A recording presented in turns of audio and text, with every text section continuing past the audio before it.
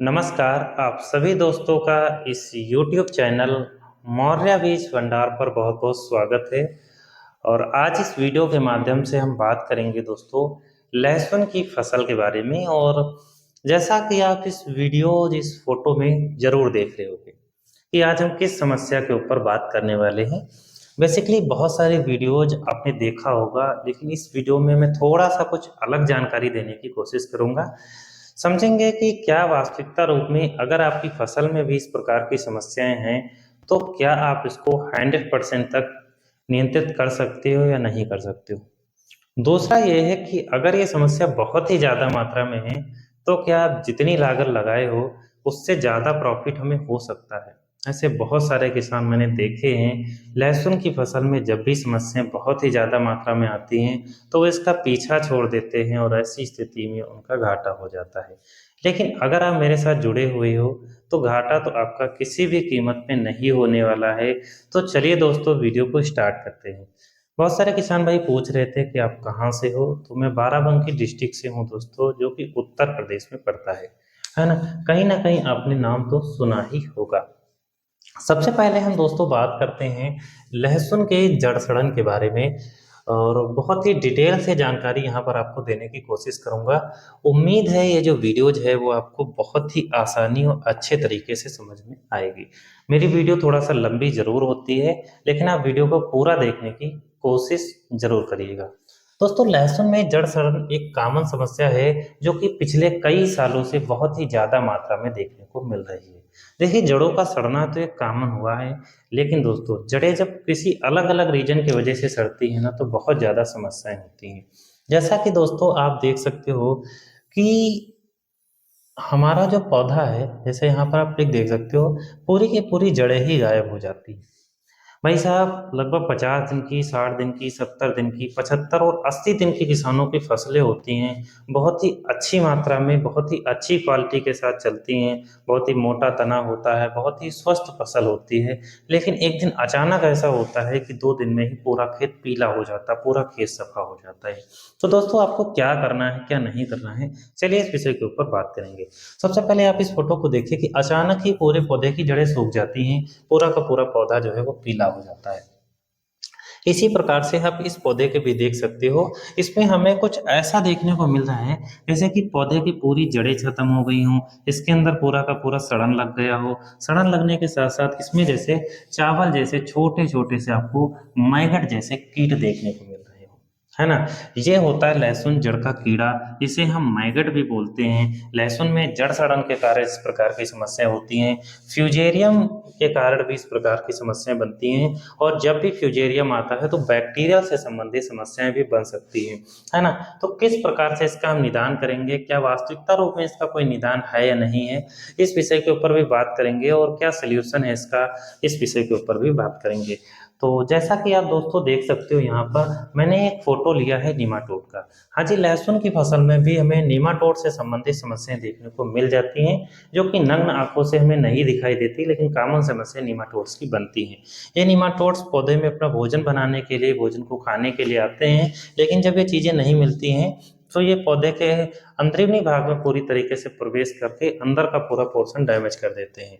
ऐसी स्थिति में आप जब दुकानदार के पास जाते हो, मेरे पास भी बहुत सारे किसान आते हैं, जैसे आप अपने पौधे की स्थिति इस प्रकार बताते हो कि पूरा का पूरा पौधा जो है हमारा पीला पड़ता जा रहा है, तो दुकानदार ये समझ नहीं पाता कि समस्या कहाँ से आ रही है। वो ये सोचता है कि या तो हमारी फसल में डाउनो मिल्ड्यू के सिम्टम आ रहे हैं, या फिर हमारा जो पौधे में फंगस से संबंधित समस्या आ रही है। ऐसी स्थिति में वो आपको फंजीसाइड दे देता है, और आपको 2 से 3 दिन में थोड़ा सा रिजल्ट आता है, लेकिन चौथे पांचवें दिन स्थिति और भी बुरी होती चली जाती है। तो आपको खुद ही डॉक्टर बनना है, तभी आप चीज़ों को समझ पाओगे, और समझ पाओगे कि समस्या है क्या। जैसे आपको दिख रहा होगा कि ये पौधा हमारा स्वस्थ है, लेकिन इस पौधे में नीचे से तरफ जो पत्तियां हैं, वो नीचे की तरफ सारी की सारी सड़ती जा रही हैं। तो इसका जो मुख्य कारण है वो क्या है, वो नीमाटोड का ही, हमारे पौधे की जड़ें ही खत्म हो गई। तो जब भी लहसुन की फसल में पीलापन आए, तो आपके पौधे को उखाड़ना है, देखना उसमें जड़ें बची हैं या नहीं बची हैं, है ना। तो आपको इस चीज को जरूर देखना है। निमाटोड सूत्रकृमि होते हैं, ये आपको देखने को मिल सकते हैं। थोड़ा सा यहाँ पर मैंने पिक आपको लगाया है कि निमाटोड्स इस प्रकार के हो सकते हैं। आप यूट्यूब पर सर्च भी कर सकते हो कि निमाटोड्स कैसे होते हैं, है ना। सबसे पहले हम बात करेंगे कि इसका नियंत्रण कैसे करें। नियंत्रण से पहले भी आपको कुछ चीजें समझना होगा।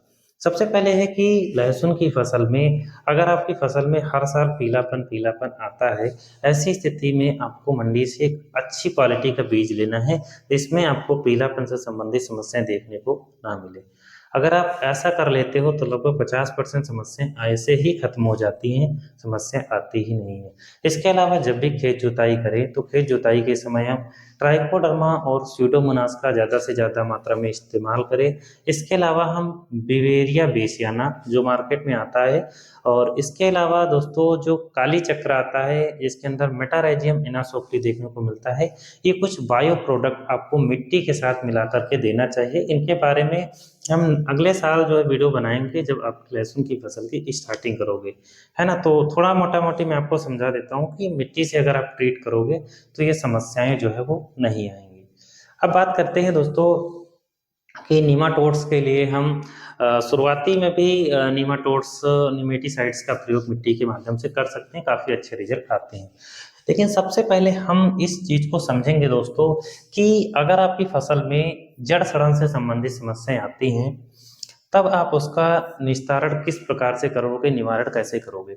यहाँ पर मेरे पास दो तरीके हैं, मैं दोनों के ऊपर बात करूंगा। सबसे पहला है मिट्टी के माध्यम से और दूसरा है स्प्रे के माध्यम से। जब दोनों तरीके इस विधि या इस प्रकार की समस्या में लगाओगे तभी आपको 100% सोल्यूशन मिलेगा। हमारे पास एक बहुत ही अच्छा प्रोडक्ट है एलियट, और ये आपको बायर कंपनी का देखने को मिलता है। बहुत ही जानी मानी कंपनी है, सभी किसान जानते हैं। इसके अंदर हमें दो एक्शन देखने को मिलता है, जैसा कि आप इसमें दो तीर देख रहे होगे, एक ऊपर की तरफ और एक नीचे की तरफ। इनका जो मतलब है वो जाइलम से फ्लोयम और फ्लोयम से जाइलम, ये दोनों एक्शन पे काम करते हैं। तो अगर हम मिट्टी में नहीं भी देते तब भी इसका बहुत अच्छा रिजल्ट आता है। इसका डोज जो हमें 2 ग्राम प्रति लीटर के हिसाब से लेना है। दोस्तों जब भी हमें इसको घोलना है तो घोल करके कम से कम 10 मिनट तक इसको जरूर रखना है। और दूसरा हमारे पास एक प्रोडक्ट है डाइफेनोकोनाजोल, जो कि स्कोर नाम से सिंजेंटा कंपनी का आता है। इसका डोज की बात करें तो आपको 10 ml प्रति 15 लीटर में लेना है। इसके साथ हमें मिक्स करना है दोस्तों स्ट्रेप्टोसाइक्लिन, और इसका डोज हमें लेना है 3 ग्राम प्रति 15 लीटर में। साथ में हम इसमें स्टिकर का प्रयोग कर सकते हैं जो कि सुमिटोमो कंपनी का श्योर शार्ट के नाम से आता है, 5 ml प्रति 15 लीटर में, है ना। इन चारों प्रोडक्ट को घोल करके हमें स्प्रे करना है। आप जो सड़न से संबंधित जो भी समस्याएं आपकी जड़ में हो, ऊपर से हो, आसानी से कंट्रोल करने की क्षमता रखता है। अब हम बात करेंगे दोस्तों मिट्टी के माध्यम से हम कैसे संतुष्ट करें या कैसे इसका निवारण करें। तो मिट्टी में देखिए, मैंने आपको सबसे पहला बताया था कि छोटे छोटे से मैगट जैसे कीट होते हैं, निमाटोड्स होते हैं। निमेटीसाइड्स में अगर हम केमिकल की बात करें दोस्तों, तो या तो सबसे अच्छा रिजल्ट हमें देता है बायर कंपनी का वेलम प्राइम, या तो हमें सबसे अच्छा रिजल्ट देता है कार्बोफ्यूरान का घोल, या फिर कार्बोफ्यूरान का जीआर, है ना। तो मार्शल के अंदर हमें दोनों गुण देखने को मिलते हैं। सबसे पहला ये हमारा जो मैगट है उसको कंट्रोल करेगा, और दूसरा ये हमारा जो नीमाटोड्स है उसको कंट्रोल करेगा। तो ऐसी स्थिति में दोस्तों हमें इसका स्प्रे करना चाहिए, और इसका डोज हमें प्रति एकड़ के हिसाब से 500 से 600 ml रखना चाहिए। मिट्टी बालू रेत के साथ मिला करके आपको मिट्टी में देना चाहिए। साथ में आपको दोस्तों लेना चाहिए विगर राजा, जो कि दोस्तों जियो लाइफ कंपनी का आता है। और इसका डोज की बात करें तो अगर इस प्रकार की समस्याएं हैं तो कम से कम आपको 300 ग्राम प्रति एकड़ के हिसाब से इसका प्रयोग करना चाहिए। अब बहुत सारे किसान भाई ये बोलेंगे कि विगर राजा जो इसमें माइकोराइजा है, और माइकोराइजा जब मार्शल के साथ मिलेगा तो नुकसान करेगा। तो ऐसा नहीं है, आपको तुरंत मिलाकर खेत में डालना है, पानी के साथ बहुत अच्छा रिजल्ट मिलेगा। ये कैप्सुलेटेड फॉर्म में होता है, इनकैप्सुलेटेड में, तो नुकसान नहीं करता है। साथ में आपको लेना है रोको फंजीसाइड, इसके अंदर में थियोफेन मिथाइल 70% डब्लू की फॉर्म में देखने को मिलता है। और इसके डोज की बात करें तो इसका डोज हमें 1 किलोग्राम प्रति एकड़ के हिसाब से लेना है। और इसके साथ में हमें जो प्रोडक्ट यूज में लेना है वो दोस्तों है कॉपर ऑक्सीक्लोराइड, वो आपको लेना है 500 ग्राम प्रति एकड़ के हिसाब से, और इन सभी को रेत या मिट्टी में फेंक करके आपको पानी देना है। तो दोस्तों इस प्रकार से आपको मिट्टी में इन दवाइयों का प्रयोग करना है, और स्प्रे में मैंने इसके जो पहले दवा बताई उसका आपको प्रयोग करना है। आपकी फसल में अगर 70% तक नुकसान हुआ है तो मैं उम्मीद करता हूं कि दवाई जो है आपकी 50% तक बीमारी को जरूर कवर करने की कोशिश करेगी, है ना। आप एक बार इसका ट्राई जरूर करें। मैं कई साल से किसानों को ट्राई करवाता आ रहा हूँ, बहुत ही अच्छे रिजल्ट मिल रहे हैं। खासकर लहसुन जैसी फसल में बहुत ही अच्छा रिजल्ट इसका आपको मिलेगा।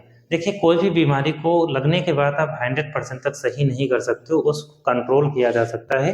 जैसा कि आपकी जो गांठ होती है लहसुन की, जब उसमें निमाटोड्स आते हैं, फंगस आते हैं, तो बेसिकली बहुत ज़्यादा डैमेज हो जाता है। ऐसी स्थिति में अगर आप शुरुआती अवस्था से ही प्रयोग करते रहोगे तो समस्या नहीं होगी, लेकिन अगर आ चुकी हैं तो आप इनका प्रयोग करें। और स्प्रे वाली दवा का प्रति सप्ताह आपको 2 बार स्प्रे रिपीटेड करना है। इसके पहले मैंने जो ये दवाइयाँ आपको बताई हैं, 100% आपको रिजल्ट मिलेगा। उम्मीद करते हैं कि जो वीडियो है वो आपको पसंद आई होगी। इसी प्रकार की खेती बाड़ी से संबंधित कोई भी जानकारी आपको अगर लेना है दोस्तों, या समझना है, या कोई भी प्रश्न आपको खेती से संबंधित बनते हैं, तो आप कमेंट बॉक्स में कमेंट करिए।